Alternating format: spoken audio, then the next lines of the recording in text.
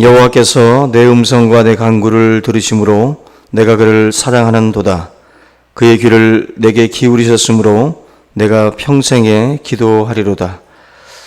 은혜와 사랑이 많으신 우리 아버지 하나님, 오늘도 좋은 하루를 우리 허락하심을 감사를 드립니다. 오늘도 우리의 음성과 또 우리의 간구를 들으시는 줄로 믿사오니 우리의 아버지 기도가 확신 속에 들려지는 또 귀한 기도가 되게 하시고, 또 우리의 삶이 언제나 하나님 앞에 서 있음을 또 기억하게 하셔서 항상 하나님 부끄럽지 않는 삶으로 나아갈 수 있도록 인도하여 주시옵소서. 하나님, 참으로 우리를 또 주의 몸된 교회에 또 지체로 불러주신 아버지 하나님, 우리 각자의 역할들을 잘 감당함으로 하나님의 몸된 이 교회가 주의 뜻을 이루어갈 수 있도록 인도하여 주시옵소서. 오늘도 주의 백성들이 서 있는 그곳에서 빛이 되게 하시고 또 소금이 되게 하여 주시옵소서. 썩고 부패한 이 세상 속에서 우리 하나님 세상의 풍조를 따르지 않게 하시고 주님의 말씀에 또 굳게 서서 또 우리가 믿음의 길을 걸어갈 수 있도록 인도하여 주시기를 원합니다. 아버지 하나님, 귀한 새벽 오늘도 하나님의 말씀을 함께 묵상할 때에 귀한 말씀들이 또 우리의 신비에 잘 새겨지게 하시고 주님 앞에 더욱더 하나님의 전신갑주를 취하여 또 무장된 그리스도의 제자가 되게 하시고 세상 속에 나아가 주의 복음을 증거하기에 부족함이 없도록 함께하여 주시옵소서. 감사하고 예수님의 이름으로 기도하옵나이다. 아멘. 우리 갈라디아서 1장 6절부터 10절까지 보겠습니다. 갈라디아서 302페이지입니다. 신약성경 302쪽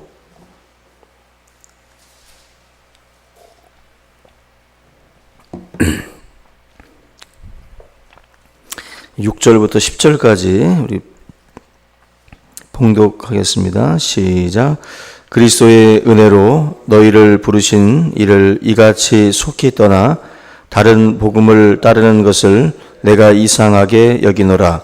다른 복음은 없나니 다만 어떤 사람들이 너희를 교란하여 그리스도의 복음을 변하게 하려 함이라. 그러나 우리나 혹은 하늘로부터 온 천사라도 우리가 너희에게 전한 복음 외에 다른 복음을 전하면 하노니 만일 누구든지 너희가 받은 것 외에 다른 복음을 전하면 저주를 받을지어다. 이제 내가 사람들에게 좋게 하랴 하나님께 좋게 하랴 사람들에게 기쁨을 구하랴. 내가 지금까지 사람들의 기쁨을 구하였다면 그리스도의 종이 아니니라. 아멘.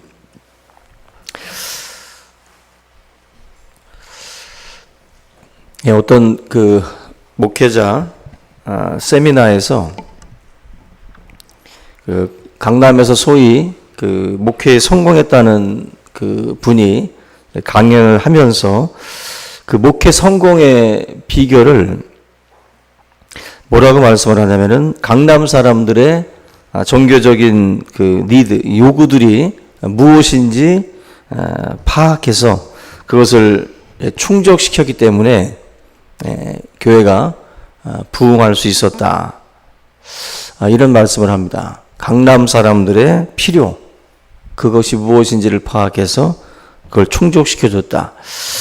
여러분들이 이 말에 대해서 이제 어떻게 생각을 하실지 모르겠지만 이건 사실 그 교회가 해야 될 일이 아니라 기업이 해야 될 일입니다. 기업은 어떻게 보면은 이제 이 가지고 있는 생각들이 고객들이 뭘 요구하는지를 알아야 그 회사가 살아남을 수가 있습니다. 그래서 그 회사들은 고객들이 원하는 그 요구들을 민감하게 이제 반응하잖아요. 그래서 어떤 고객으로부터 이제 여러 가지 문의라든지 또 불편 사항이라든지 또 이런 것들을 다 받아들여서 그걸 다 정리하고 그 아마 또 회의를 통해서 그걸 또 반영하고 이러면서 이제 사실은 회사가 고객들의 어떤 그 눈높이에 사실은 맞춰가는 거거든요. 소비자들의 이 필요를 사실 생각을 하고 거기에 부응한다는 것은 결국 그 기업으로서는 마땅한 어떤 그런 행동이지만 교회는 기업이 아닙니다. 그죠? 교회가 만약에 기업이라면 교회도 그렇게 당연히 고객들이 원하는 것들을 찾아가야 됩니다. 이 소비자에 따라서 회사는 움직일지 몰라도 교회가 만약에 소비자에 따라서, 다시 말하면 성도들이 요구하는 것에 따라서 무조건 다 거기에다가 움직인다면 그건 그야말로 교회의 변질을 의미합니다. 그 중세 카톨릭 교회에서 그 면죄부 같은 게 나온 이유가 뭐겠어요? 우리들이 요구하는 바입니다. 그죠? 여러분들이 원하는 바예요. 내 집안, 내 친척 중에 누군가가 예수 믿지 아니하고 죽었다면 그 영혼이 천국을 갈 수 있다면, 그 영혼이 정말 천국에 갈 수 있다면 뭔 것을 못 하겠어요. 그죠? 그러다 보니까 그 요구를 어떻게 보면 잘 캐치를 해서 사람들의 심리를 이용해서 결국 면죄부를 너희들이 사게 되면 너희들의 그 집안 식구 중에 누군가가 천국으로 갈 수 있다. 결국 그런 어떤 그 요구, 우리들이 요구한다고 그게 다 좋은 게 아니잖아요. 마치 아이들이 요구한다고 그걸 다 들어주면 뭐 버릇이 없거나 건강이 나빠지거나, 그죠? 또 아이가 너무 돈이 귀한 줄 모른다든지 뭐 그렇게 아이들의 정신이나 또 생각이 변질될 수가 있어요. 그런 것처럼 우리 성도들도 마찬가지입니다. 무조건 교회라고 하는 공동체가 기업의 어떤 그런 어떤 모습처럼 무조건 맞춰간다라고 하는 것은 굉장히 위험한 것일 수가 있습니다. 그래서 교회의 존재 목적이 변질이 될 수가 있어요. 교회 존재의 목적이. 우리가 하루하루 살아가면서 눈에 보이는 어떤 그 사람들과 또 눈에 보이지 않는 하나님, 지금 오늘 사도 바울이 말씀하고 있는 10절 말씀이 핵심인데, 내가 사람들에게 좋게 하랴 하나님께 좋게 하랴. 이 유혹을 사실은 우리들도 자주자주 받게 됩니다. 어떤 분들은 기독교가 사람을 기쁘게 하는 것이 왜 나쁘냐, 그게 뭐가 그렇게 크게 나쁘냐, 그렇게 또 생각을 하는 분들도 있습니다. 사람들에게 기쁨을 주고 웃음을 주는 게 뭐가 나쁘냐, 당연히 나쁜 건 아닙니다. 그런데 사람에게 기쁨을 줄 때와 또 하나님께 기쁨을 줄 때가 충돌할 때가 문제인 거예요. 충돌할 때. 사람을 기쁘게 할 때는 뭐 그것이 옳은 일이면 당연히 괜찮습니다. 그러나 하나님께서 말씀하시는 방향과 사람이 말하는 방향이 다를 때가 있어요. 하나님은 동을 가리키는데 사람들의 요구는 서쪽을 가리킬 때가 있어요. 이럴 때가 이제 문제인데, 그 사도 바울이 말하는 것은 바로 믿음에 서 있는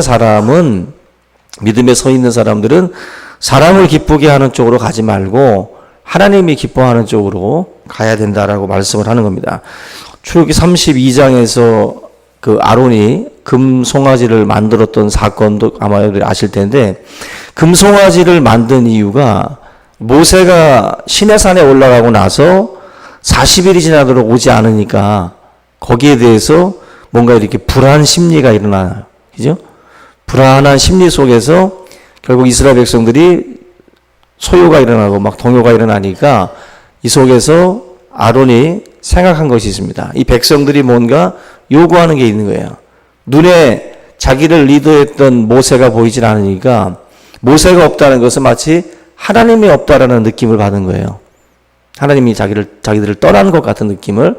그리고 이들에게 뭔가 보여지는 것이 필요한 거예요. 보여지는 것.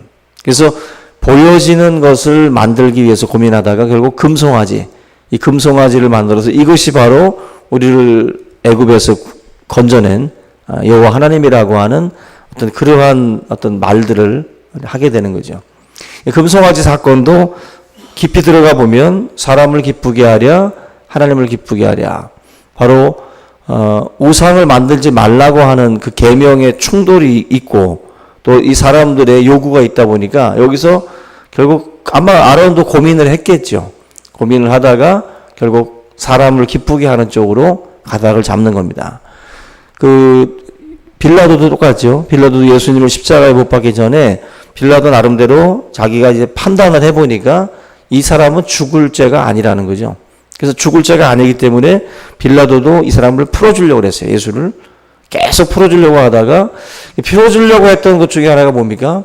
강도 바라바를 가지고 둘 중에 하나 선택해라. 분명히 강도를 선택하지 않고 그래도 예수를 선택하겠지라고 판단을 한 겁니다. 그렇지만 군중들은 예수님을 십자가에 못 박으라고 요구를 해요. 결국 자기의 판단은 예수를 풀어주는 거였지만 지금 백성들의 요구는 예수를 십자가에 못 박는 거였어요. 결국 고민 끝에 정치인이다 보니까 정치인들이 제일 무서운 게 어떤 여론, 그죠? 군중이죠. 이 군중에게 맞춘 거예요. 빌라도도. 거기에 의해서 결국 예수님이 십자가에 못 박혀 죽게 됩니다. 우리가 지금 이 사도 바울이 이런 말씀을 하고 있는 이유가 있는데, 이 갈라디아서 같은 경우는 서두에 제가 말씀을 드렸던 것처럼 유대 교사들이 교회 안으로 들어온 거예요. 이 갈라디아 이방 지역에 들어와 가지고 그래도 자기들이 이 전통성을 내세우는 겁니다. 우리들은 그래도 유대에서 왔다. 유대에서. 바울보다도 우리가 유대교 어떻게 보면 전통이다. 이 전통을 가지고 들어와 가지고 뭔가 이들에게 권위를 가지고 자꾸만 말을 하니까 이 사람들 눈치를 보는 거예요. 눈치를. 이 갈라디아 교회 성도들이 눈치를 보면서 바울이 말하고 있는 핵심은 이 갈라디아 교회 성도들이 지금 사람을 기쁘게 한다는 겁니다. 그 사람이 누굴까? 결국 이 본문의 그 문맥에서 보면 결국 유대교사들이에요. 유대교사들. 유대에서 온 이 거짓된 가르침들을 하고 있는 이 사람들에 대해서 눈치가 보이는 겁니다. 자기들이 믿는 바에 대해서 뭔가 주장을 하고 확신을 가져야 되는데 옆에서 이 유대에서 왔던 이 교사들이 거짓된 복음을 외치고 있음에도 불구하고 이것에 대해서 단호하게 말씀을 못하고 있는 거예요. 이 7절에 보면 다른 복음은 없다. 그죠? 다른 복음은 없나니 어떤 사람들이 너희를 교란하여 그리스도의 복음을 변하게 하려 한다.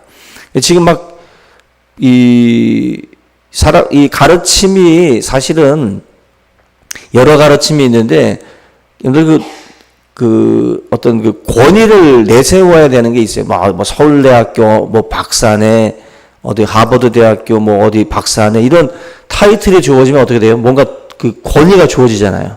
그죠? 그 대학교의 교수야? 그러면은 뭐 믿음직하지요. 그래서 뉴스에서도 꼭 어떤 의견을 제시할 때 어디 뭐 성균관대학교, 뭐 서울대학교 이런 교수들이 나와서 인터뷰를 하죠. 그 사람들이 말을 하면 뭔가 신빙성이 생기고, 그죠? 뭔가 이렇게 좀 권위가 생기는 거예요. 바로 교란시킬 수 있는 건 뭐냐면은 전통성, 그런 어떤 학위라든지 이런 것들이 있게 되면 사람들이 사실 심란해집니다. 이게 그냥 무시할 수 있는 목소리가 아니거든요. 쉽게. 그런 겁니다. 지금 바울이 이야기하고 있는 것이 이 다른 복음은 없다. 심지어 바울은 이 9절 마지막 부분에 보면은 다른 복음을 전하면 저주를 받을지어다 라고 말씀을 해요. 저주를 받을지어다. 저주받는다. 그만큼 바울이 정말 아주 확실하게 이 복음에 대해서 외치고 있는 겁니다. 자신의 분명한 가치를 지금 바울은 가르치고 있고요. 사람을 기쁘게 해서는 안 된다. 하나님을 기쁘시게 해야 된다라고 하는 어떤 그 귀한 그 핵심적인 진리를 우리에게 말씀을 합니다. 저와 여러분들도 세상 속에 들어가서 우리가 복음을 증거할 때에도 똑같은 일이 벌어져요. 사람을 기쁘게 할 것인가, 하나님을 기쁘게 할 것인가, 여기에 대한 막 굉장한 그 갈등들이 막 이제 일어납니다. 항상 여러분들이 선택해야 될 것은 하나님에 대한 기쁨이에요. 하나님이 기뻐하셔야지. 그죠? 내가 기뻐서도 안 되고, 다른 사람이 기뻐서도 안 되고, 하나님이 기뻐하시는 일이 뭔지를 항상 고민해야 돼요. 그래서 우리 교회의 그 표 중에 하나님의 뜻을 아는 것으로 채우자라고 하는 것이 어떻게 보면 다른 뜻이 아니에요.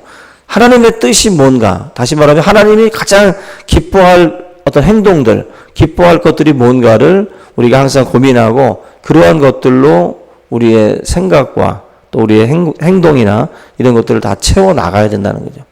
오늘 이 새벽에 저와 여러분들이 평생 바울이 지켜왔던 가치, 사람을 기쁘게 할 것인가, 하나님을 기쁘게 할 것인가.